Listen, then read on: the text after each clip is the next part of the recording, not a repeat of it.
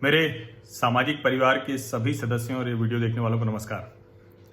अभी चीन ने जो नया कानून अपनी संसद में पास कर दिया है, उसके बाद जो हांगकांग का दर्जा है वो बचा रह जाएगा क्या? क्योंकि अमेरिकी राष्ट्रपति ने तुरंत उन्होंने देर नहीं की और उन्होंने कहा कि जो हांगकांग का विशेष दर्जा है उसको अमेरिका खत्म कर रहा है। तो आपको ये पहले समझना चाहिए कि ये हांगकांग का विशेष दर्जा है क्या।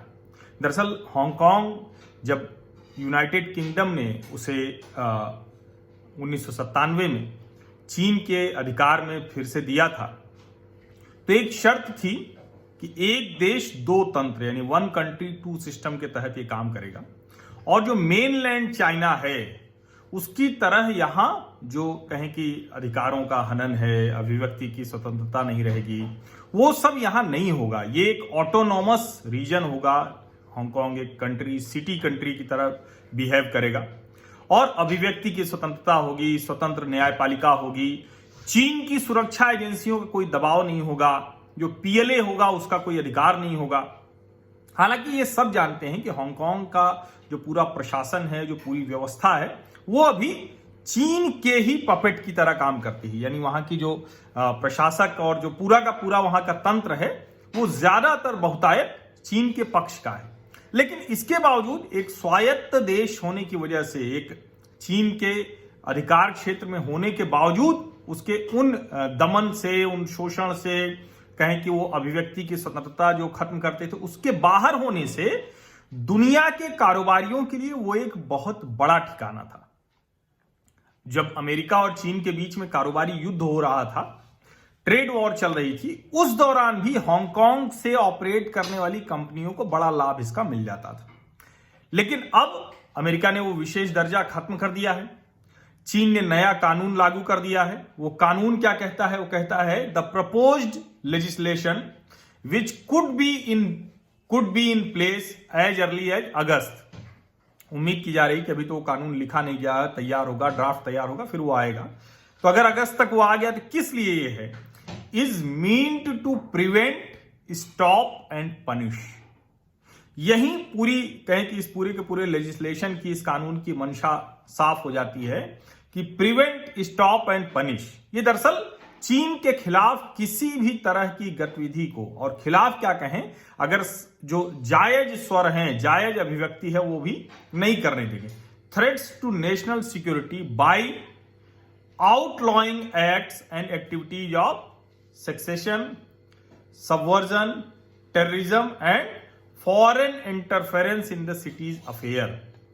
ये जो है यही बहुत साफ साफ कहता है। और अगर ये चीन का राष्ट्रीय सुरक्षा कानून लागू हो गया तो चीन की सरकार, प्रशासन, वो आप कुछ भी उनके खिलाफ बोलेंगे तो वो कार्रवाई करेंगे।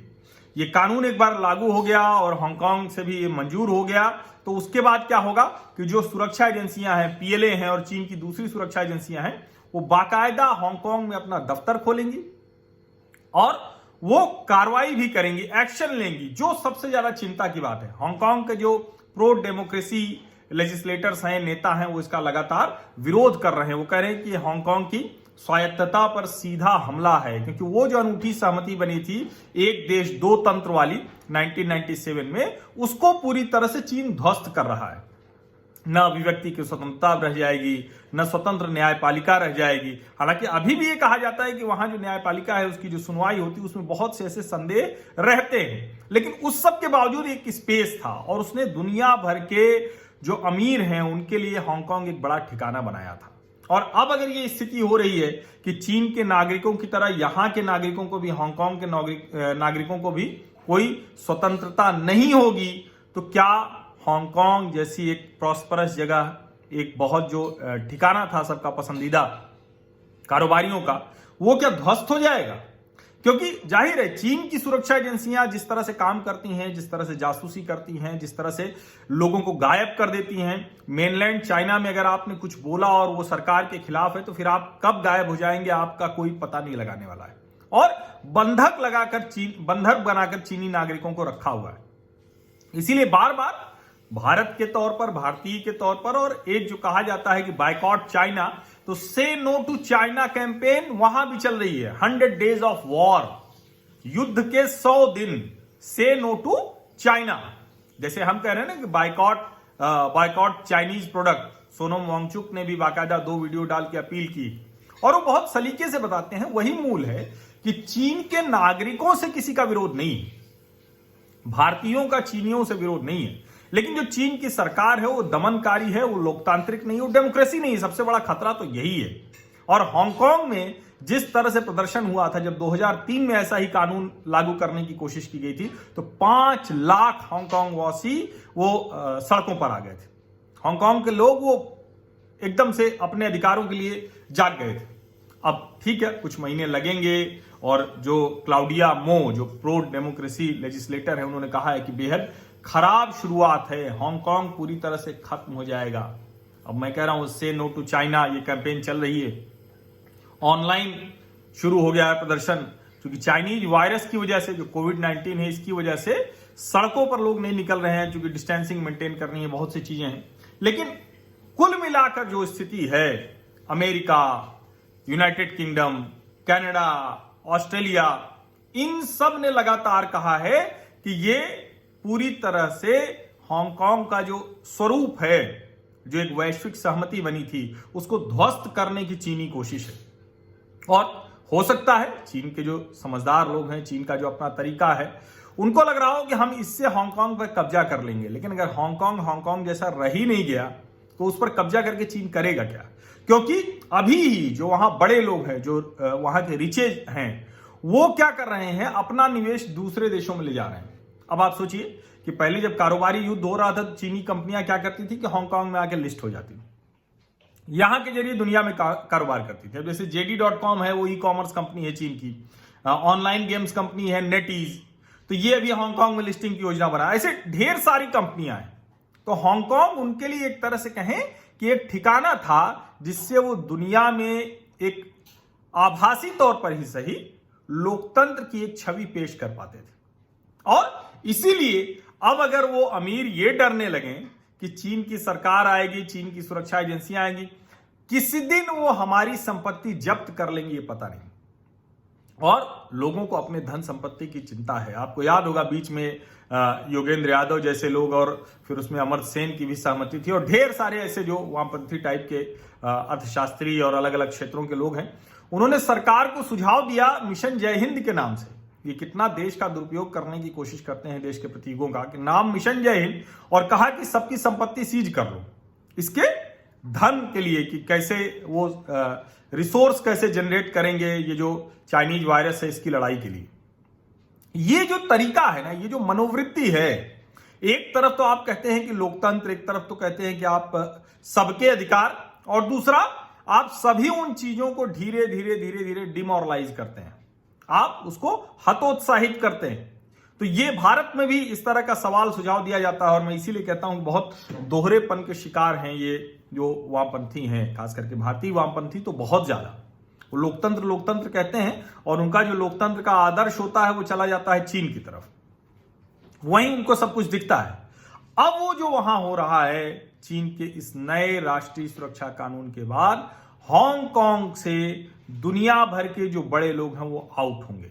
इवन जो चाइनीज कंपनियां हैं, जो हांगकांग में रहकर एक अपना कहें कि अपनी कुछ तरीके से काम कर पाती थी, वो भी वहां से बाहर निकलेंगी।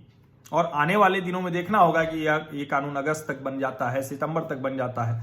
जब भी लागू होगा तो क्या हांगकांग का वो दर्जा सिर्फ दर्जा भर नहीं खत्म होगा, पूरी दुनिया के लिए ये जो एक बड़ा प्रॉस्परस ठिकाना था, कारोबारी ठिकाना था, उद्यमी ठिकाना था, वो क्या पूरी तरह से खत्म हो जाएगा?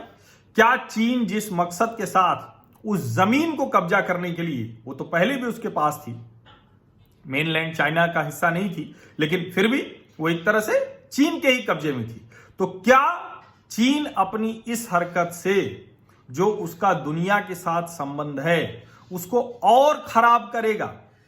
उसकी छवि और बिगड़ने वाली है।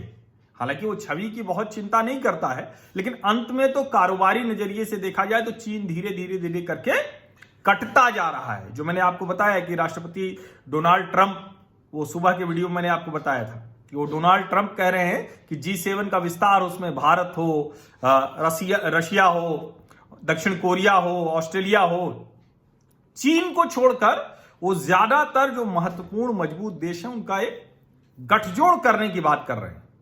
और अगर उसमें इस तरह से हांगकांग को लेकर जो चीन का दमनकारी, मानवाधिकार विरोधी, अभिव्यक्ति की स्वतंत्रता का हनन करने वाला, हांगकांग के नागरिकों के अधिकारों को चीनी नागरिकों के अधिकारों की तरह ही खत्म कर देने वाला राष्ट्रीय सुरक्षा कानून लेकर आ रहा है अगर चीन, तो उसके खिलाफ दुनिया खड़ी हो रही है।